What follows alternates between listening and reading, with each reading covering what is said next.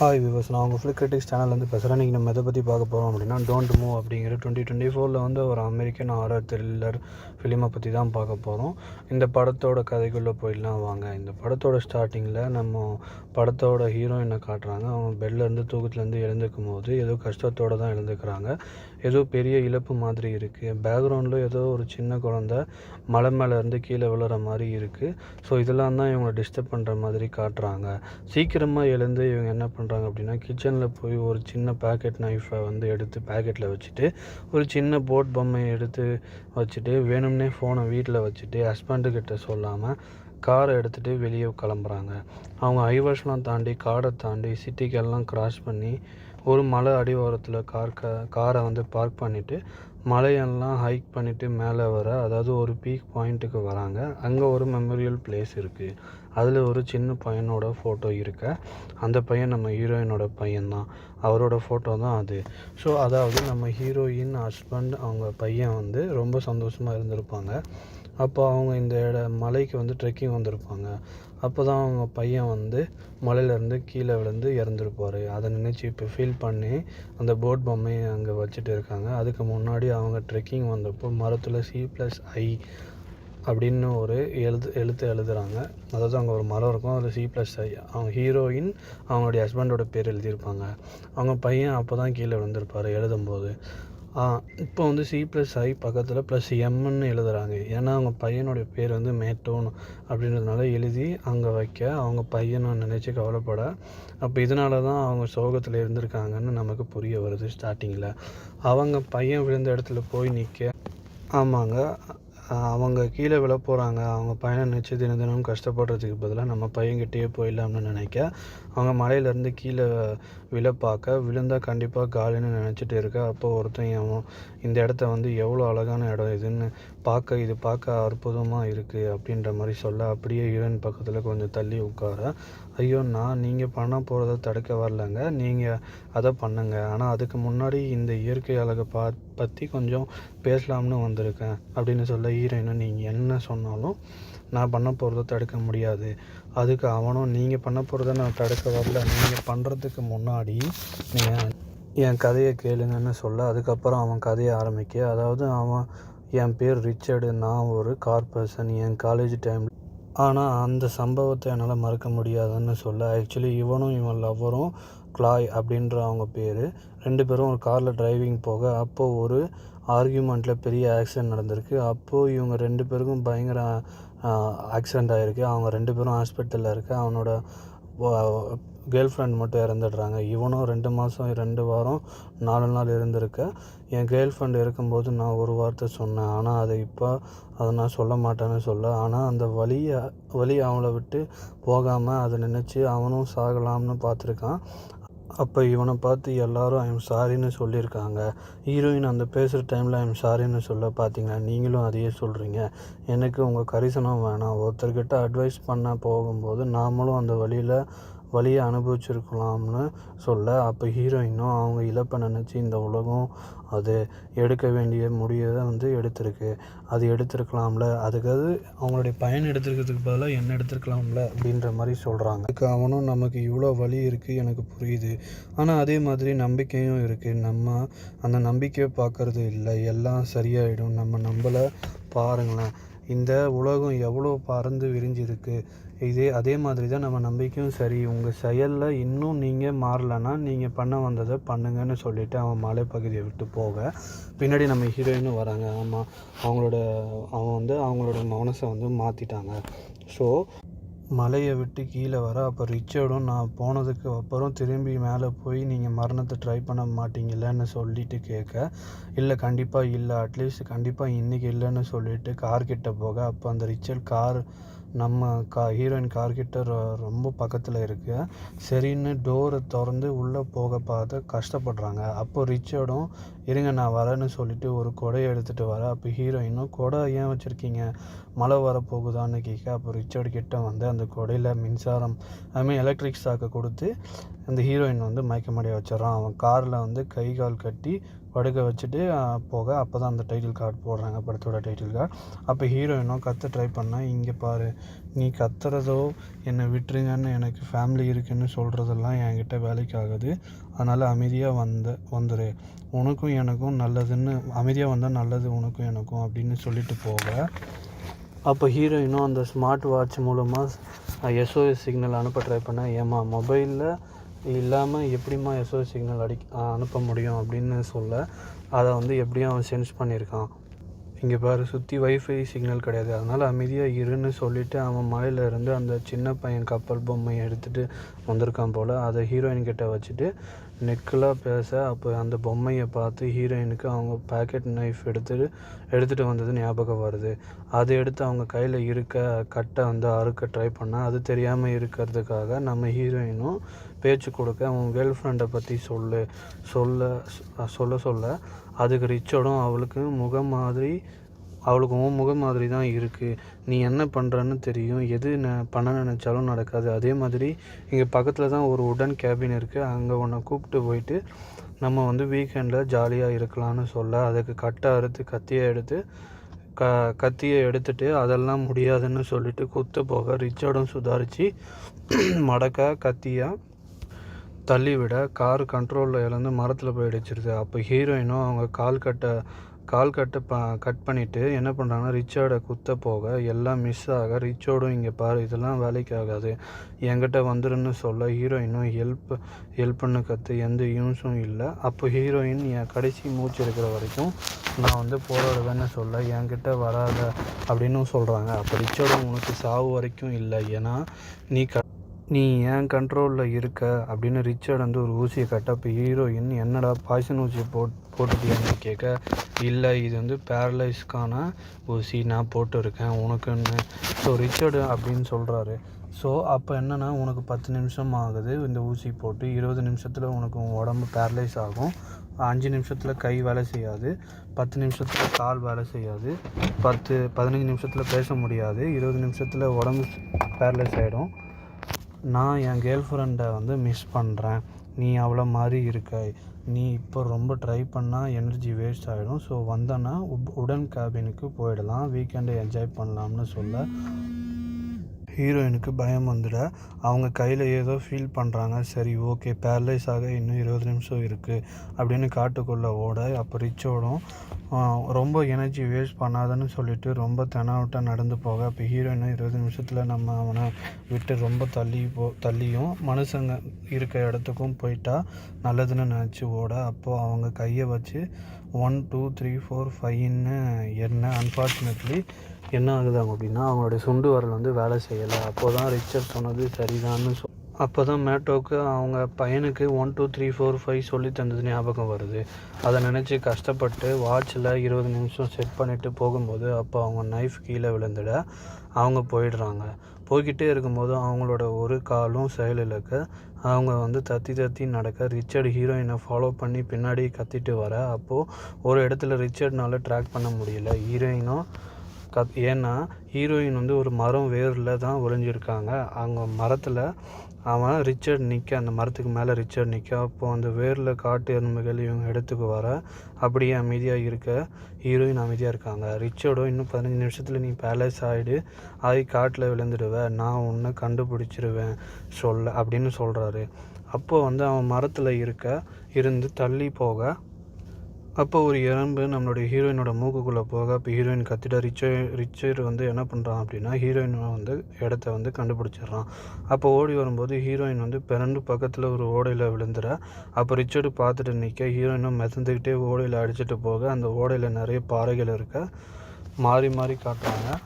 அப்போது ஒரு மரத்தோட கிளையை விழுந்திருக்க அந்த இடத்துல வந்து அந்த கிளையை பிடிச்சிட்டு பக்கத்தில் கரைக்கு போயிடுறாங்க நம்மளுடைய ஹீரோயின். அப்போது அவங்க வாட்சில் அலாரம் அடித்து 20 நிமிஷம் ஆகிடுச்சு, பாடியும் வந்து பேலஸ் ஆகிடுச்சு. ஸோ அவங்களோட கண்விழி மட்டும்தான் இப்போ வந்து ஒர்க் ஆகுது. அவங்க நம்பிக்கையில் இருந்துட்டு இருக்கும்போது ஒரு புல் வெட்டுற மிஷின் சவுண்டு கேட்குது. அப்போது ஒரு மனிதர் வந்து நடக்கிற மாதிரி சவுண்டு கேட்க, அப்போ ஹீரோயின் அவன் தான் அதுன்னு நினச்சிட்டு பயப்பட, அதுக்கு பதிலாக ஒரு வயசானவர் வந்து அவர் ஹீரோயின் கிட்ட பேச ட்ரை பண்ண, ஹீரோயினும் பேரலைஸ் ஆனதுனால பேச முடியாமல் கன்சியூமிட்ட அவரும் அதை புரிஞ்சு ஓகே பக்கத்தில் என் வீடுக்கு இருக்குது, நம்ம அங்கே போகலான்ட்டு போயிட்டு நம்ம போலீஸுக்கு கால் பண்ணலான்ட்டு சொல்லிவிட்டு கூப்பிட்டுட்டு போகிறாரு அந்த வண்டியிலேயே. அங்கே போயிட்டு ஃபோன் போட ட்ரை பண்ணும்போது யாரோ கதவு தட்டுற சவுண்டு கேட்க அப்போ ஹீரோயின் அவங்க தான் கண்ணை அதிகமாக சிமிட்ட அப்போ வயசானவருக்கு ஒன்று புரியுது. அதாவது ஒன்று கதவை தட்டுறவன் ஹீரோயினுக்கு தெரிஞ்சவனாக இருக்கணும், இல்லை ஹீரோயினோட நிலைமைக்கு காரணமானவனாக இருக்கணும் அப்படின்னு நினச்சிட்டு கதவை திறக்க அங்கே ரிச்சர்டு தான். அவனும் நானும் என் ஒய்ஃப் காரில் வரும்போது ஆக்சிடெண்ட் ஆகிடுச்சு, அவன் எங்கேன்னு தெரியலன்னு சொல்லிவிட்டு எனக்கும் அடிபட்டு இருக்குது அப்படின்னு சொல்கிறான். ஸோ அப்போ ரிச்சர்டு சொல்ல வயசானவரும் குழம்பி என்ன பண்ணுறதுன்னு நினச்சிட்டு சரி ஓகே அப்படியா சரி வெளியே வெயிட் பண்ணுங்க நான் உள்ளே போயிட்டு வரேன்னு சொல்லிவிட்டு ஃபோன் எடுக்க போக ரிச்சர்டும் உள்ளே வந்துடுறான். ஏய் நான் உன்னை வெளியே தானே வெயிட் பண்ண சொன்னேன் அப்படின்னு சொல்ல தாத்தா அவனும் தேடிக்கிட்டே பேச்சு கொடுத்துட்டு இருக்கான். ஆனால் ஹீரோயினும் கீழே உள்ளே விழுந்து கிடக்கிறாங்க.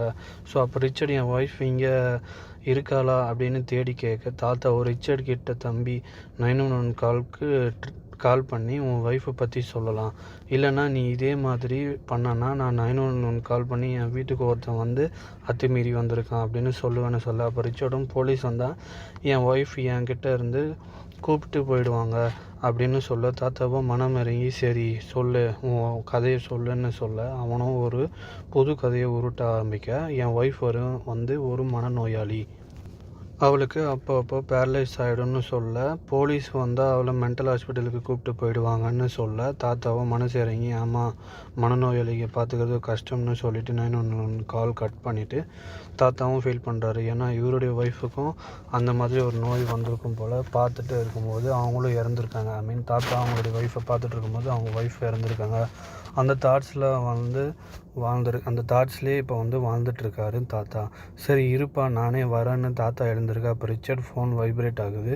தாத்தா சுதாரிச்சு உங்கள்கிட்ட ஃபோன் இருக்குது நீ 911 கால் பண்ணியிருக்கலாம்னு கேட்க அப்போ ரிச்சர்டோ பதட்டத்தில் மறந்துட்டேன் அப்படின்னு சொல்ல கதை விட தாத்தாயிலேருந்து எதுவும் சொல்லாமல் நடக்க ரிச்சர்ட் வில்லியம் என் ஒய்ஃபை கொடுங்க அப்படின்னு சொல்ல தாத்தாவோ என் பேர் உனக்கு எப்படி தெரியும்னு கேட்க நான் போஸ்ட் பாக்ஸில் பார்த்தேன்னு சொல்ல என் ஒய்ஃப் கொடுத்துரு நான் போயிடுறேன்னு சொல்ல சரின்னு தாத்தா அந்த செட்டில் தான் உன் ஒய்ஃப் இருக்கா அங்கே போய் கூப்பிட்டு போ அப்படின்னு சொல்ல எனக்கு எந்த பிரச்சனையும் வேணாம் அப்படின்னு சொல்ல அந்த பயம் இருக்கணும் அப்படின்னு ஃபோனை கொடுன்னு சொல்லிவிட்டு வாங்கிட்டு போகும்போது தாத்தா ரிச்சர்டை தள்ளி செம்ம அடிச்சுட்டு தள்ளும்போது பதிலுக்கு ரிச்சர்டும் அடிக்க அப்போ 911 காலுக்கு தாத்தா ட்ரை பண்ணுறாரு. ஹீரோயினோ பயமாக பார்க்க 911 தாத்தா ஒரு கொடூரம் என் வீட்டுக்கு வந்திருக்கான்னு சொல்ல அப்போது தாத்தாவை வேணும்னே ரிச்சர்ட் ட்ரிகர் பண்ண அதாவது உன் கோவத்தால் தான் உன் ஒய்ஃப் இறந்துருப்பாங்க அப்படின்னு சொல்ல தாத்தா அடிக்க வரும்போது கத்தியில் குத்தி சாவடிக்க அப்புறம் ஷெட்டில் போய் ஹீரோயினை தேட அங்கே அவங்க இல்லாதனால வீட்டில் ஆதாரம் இருக்கக்கூடாதுன்னு ஏன்னா தாத்தாவை சாவடிச்சதுனால 911க்கும் அவருக்கு கால் பண்ணி சொல்லியிருக்காங்க. அதாவது ஒரு கெட்டவன் வந்திருக்கான் அப்படின்ற மாதிரி சொன்னதுனால பெட்ரோல் எடுத்துகிட்டு வீட்டில் ஊற்றி அந்த வீட்டை கொளுத்த அப்போ ஹீரோயினும் என்னடா இதெல்லாம் இப்படி மாட்டிக்கிட்டோம்னு பயந்து ஏன்னா அவங்களால கத்தவும் முடியாது ஓடவும் முடியாது நகரவும் முடியாது அதனால் பயப்பட அப்போது இவங்க 2 விரலால் தட்ட அந்த சத்தத்தை கேட்டு ரிச்சர்டு கேட்க ஆனால் அது வேறு சவுண்டுன்னு நினச்சிட்டு ரிச்சர்டு போய் காரில் உட்கார அப்போ அந்த ஸ்க்ரீன் மூமெண்ட் ஆகிறத பார்த்து எப்படியோ ஹீரோயினை 2 விரலால் அந்த ஸ்க்ரீனை ஆட்டி இருக்காங்க. ரிச்சர்டை காப்பாற்றி காரில் சீட் பெல்ட்டை மாட்டி உட்கார வைக்க அப்போ ரிச்சர்டு ஹீரோயினுக்கு இல்லை ஏன்னா இன்னும் பேரலைஸில் தான் இருக்காங்களான்னு செக் பண்ணால் ஹீரோயினுக்கு கொஞ்சம் மூமெண்ட் இருக்குது அப்படின்னு கெஸ் பண்ணி வா ஒன்று இந்த கேபினுக்கு கூட்டிகிட்டு போகிறேன்னு சொல்ல அப்போ ஒரு கால் வர ரிச்சர்டு அதில் ஒரு சின்ன பொண்ணோட கால் வருது. அப்பா நான் எல்லா சப்ஜெக்ட்லேயும் A1 B அப்படின்னு சொல்ல சூப்பர்மான்னு சொல்லிவிட்டு அவங்க ஒய்ஃப்கிட்டையும் பேச ஒய்ஃபை நம்ம ட்ரீட் தரணும் நம்ம பொண்ணுக்கு கேபினில் அப்படின்னு சொல்ல கேபினில் ரிச்சர்டு டென்ஷன் ஆகி முடியாது இன்றைக்கி முடியாதுன்னு சொல்லி போக அப்போ பெட்ரோல் காலியாக போகுது. பெட்ரோல் பேங்க்கில் காரை வச்சு இப்போ ஸ்டாப் பண்ணிவிட்டு போக இப்போ தான் நமக்கு புரியுது ரிச்சர்டுக்கு ஒரு ஃபேமிலி இருக்குங்க. ஸோ ஹீரோயினுக்கு தொப்பி போட்டு விட்டுட்டு போக ரிச்சர்ட் ஹீரோயினும் இதுதான் நம்ம தப்பிக்க சான்ஸ்ன்னு நினச்சிட்டு இந்த 2 விரலால் வேனில் வேலை செய்கிறதுனால இந்த 2 விரல் மட்டும் வேலை செய்கிறதுனால அது மூலமாக சீட் பெல்ட்டை டைப் பண்ணி ஜன்னல் பக்கத்தில் அவுத்து ஜன்னல் பக்கத்தில் வந்துடுறாங்க. ஸோ அப்போ ஒரு சின்ன பையன் ஹீரோயினை பார்த்துட்டு நிற்க அவங்க அம்மாவும் வந்து கூப்பிட்டு போயிட இப்போது நமக்கு இருந்த வாய்ப்பும் போயிடுச்சுன்னு கஷ்டப்பட ரிச்சர்டும் வந்து பெட்ரோல் போட்டு ஹீரோயினுக்கு சீட் பெல்ட் போட்டுட்டு கிளம்ப காலையில் கார் ஆக்சிடெண்ட் ஆன இடத்துக்கு வர. ஏன்னா இவன் எதையும் நான் தடம் தெரியாமல் தப்பு பண்ணலாம்னு நினைக்க ட்ரெஸ் ஷர்ட் சேஞ்ச் பண்ணிவிட்டு அவனுக்கு தேவையான டேக்ஸு கட்டு போட இன்ஜெக்ஷன் எடுத்துகிட்டு வர. அப்புறம் இவன் காரை டோ பண்ணலாம்னு ட்ரை பண்ண. அப்போ ஒரு போலீஸ் கார் வருது சைலண்ட்டாக. அதை பார்த்து ஹீரோயினும் சந்தோஷப்பட ரிச்சர்டோ காருக்கு அடியில் படுத்துட்டு வேலை செய்கிற மாதிரி நடிக்க. அப்போது ஒரு போலீஸ் வந்து ஏன் இந்த லேடி இப்படி இருக்காங்களான்னு கேட்க, இப்படி இருக்காங்கன்னு சொல்லுங்கள் சார் அப்படின்னு கேஷுவலாக கேட்க. அதாவது என் ஒய்ஃப் காலையில் குடிச்சிட்டு ஆக்சிடெண்ட் பண்ண போலீஸோ நம்பி லைசன்ஸை காட்டுங்கன்னு கேட்க இவனும் கொடுக்க. போலீஸோ லைசன்ஸை ரினியூ பண்ணுங்க, எக்ஸ்பைரி ஆகி 2 நாள் ஆகிடுச்சி. அதாவது அந்த பெட்ரோல் பங்க் லேடி தான் போலீஸ்க்கு கால் பண்ணி சொல்லியிருப்பாங்க, அதனால தான் இவர் வந்திருக்காரு அப்படின்னு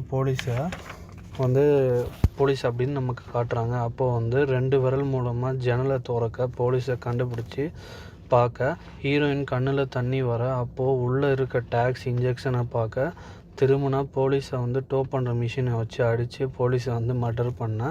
போலீஸ் அவர்களை வந்து அவரோட காரில் வந்து வச்சு பெட்ரோல் ஊற்றி எரிச்சிட்டு அந்த காரை எடுத்துகிட்டு போயிடுறாரு. ஸோ ஹீரோயினை இப்போ தட்டு மாதிரி பேசுகிறாங்க. ரிச்சர்ட் உன் கேர்ள் ஃப்ரெண்டு கூட ஹாஸ்பிட்டலில் இருக்கும்போது தான் இந்த மாதிரி பைத்தியமாயிட்டியான்னு ட்ரிகர் பண்ணான் அவனும். ஆமாம், அப்போ தான் எனக்கு நான் யாருன்னு ஒரு கிளாரிட்டி வந்தது. என் கேர்ள் ஃப்ரெண்ட் என் கையால் தான் இறந்தா. அப்போது எனக்கு ரொம்ப சந்தோஷமாக இருந்தது, கடவுளாக உணர்ந்தேன். அப்போ தான் எனக்கு நான் யாருன்னு தெரிஞ்சது. அப்போ ஹீரோயினும் உன் கேர்ள் ஃப்ரெண்ட் சாகிறதுக்கு முன்னாடி ஏதோ நீ ஒரு வார்த்தை பேசினேன்னு சொன்னேன், அது என்னன்னு கேட்க தேங்க்ஸ்ன்னு சொன்னேன். ஏன்னா எனக்கு இருக்கிறத கொண்டு வந்ததுக்கு சொன்னது அவள் தான் எனக்குள்ளே இருக்கிறத வந்து வெளியே கொண்டு வந்தா. அதுக்கு தான் தேங்க்ஸ்ன்னு சொன்னேன். அதுக்கு ஹீரோயினும் என்னால் முடியல, என்னை நீ இங்கே தூக்கி போட்டு போயிடு, ஏன்னா உனக்கு ஒரு ஃபேமிலி இருக்குது, நீ மாட்டிப்பான்னு சொல்லி ஒருத்தரோட இழப்பு வந்ததுன்னா அதை சீக்கிரம் தாண்டி வர முடியும்னு சொல்ல நீயும் சொல்லியிருக்கன்னு சொல்ல. அப்போ ரிச்சர்டோ இதெல்லாம் என்கிட்ட வேலைக்கு ஆகுது, பிளான் சேஞ்சுன்னு காரை திருப்பி ஒரு ஆற்று ஓரமாக வர. ஹீரோயினும் கத்துறாங்க, நான் காலையில் சாக போகும்போது என்னை தடுத்து இப்போ நீ சித்திரவதை பண்ணுறியே, எனக்கு சித்திரவதையாக இருக்குதுன்னு சொல்ல அவனை டைவர்ட் பண்ணி அந்த இன்ஜெக்ஷனை எடுத்து ரிச்சர்ட் காலில் கொத்த. ஆனால் அதை ப்ரெஸ் பண்ண ட்ரை பண்ண, ஆனால் அவங்களோட கை வந்து வேலை செய்யலை.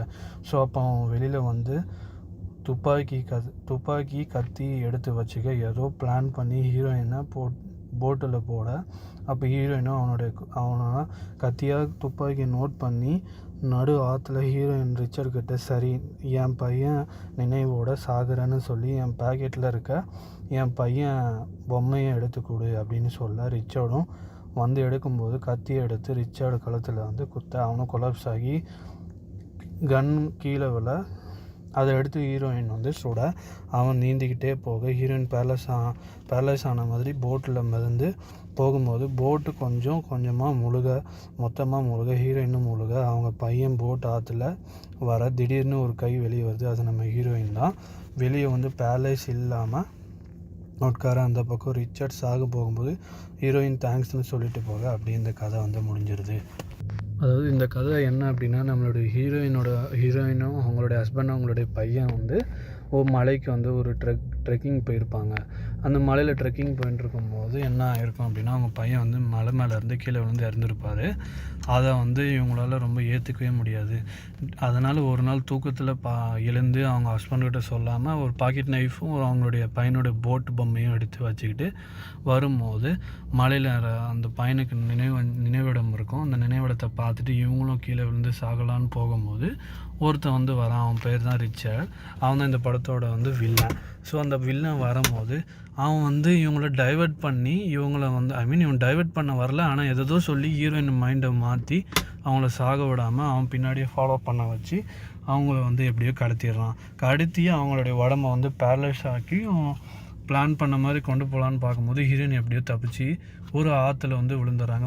முதல்ல ஒரு காட்டுக்குள்ளே போய் விழுந்திருப்பாங்க. அங்கேருந்து எப்படியோ தப்பிச்சு ஒரு ஆறு மூலயமா ஒருத்தருடைய வீட்டுக்குள்ளே போயிருப்பாங்க. ஸோ அங்கே போகும்போது அந்த ஒரு தாத்தாவோட வீட்டுக்கு போயிருப்பாங்க.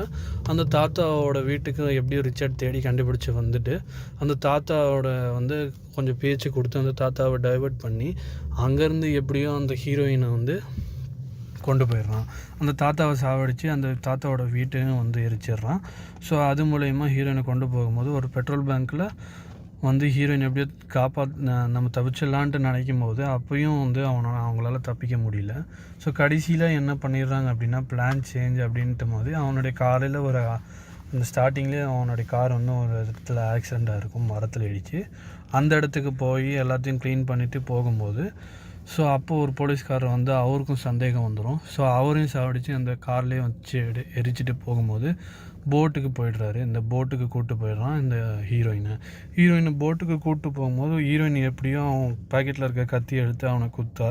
ஸோ அவனும் கன்னில் எடுத்து சுட அந்த போட்டும் ஓட்டையாகி என்ன ஆகிடுதுன்னா போக போக அவன் நீந்திக்கிட்டே கரை ஓரமாக போயிடுறான். ஆனால் ஹீரோயின் முழுகிட அந்த பேரலைஸான உடம்போடு எப்படி முழுகி நம்ம ஹீரோயின் பிழைப்பாங்களா இல்லையான்னு தெரியும் போது ஹீரோயின் பொழைச்சி அவங்ககிட்ட போய் தேங்க்ஸ் அப்படின்ற மாதிரி சொல்லிவிட்டு அவனை சாவடிச்சுட்டு போயிடுறாங்க. ஸோ இந்த கதை வந்து ஒரு சர்வைவல் த்ரில்லர் மாதிரி இருக்கும், ஹாரர் த்ரில்லர் அண்ட் ஒரு ட்ராமா த்ரில்லராகவும் இருக்கும். இந்த படத்தோட கதை நான் உங்களுக்கு சொன்னது புரிஞ்சிருந்தா தயவுசெய்து லைக் பண்ணுங்கள், ஷேர் பண்ணுங்கள், கமெண்ட் பண்ணுங்கள். மறக்காமல் ஃப்ளிக்கர் டிஷ் சேனலுக்கு சப்ஸ்கிரைப் பண்ணுங்கள் அண்ட் தேங்க்யூ.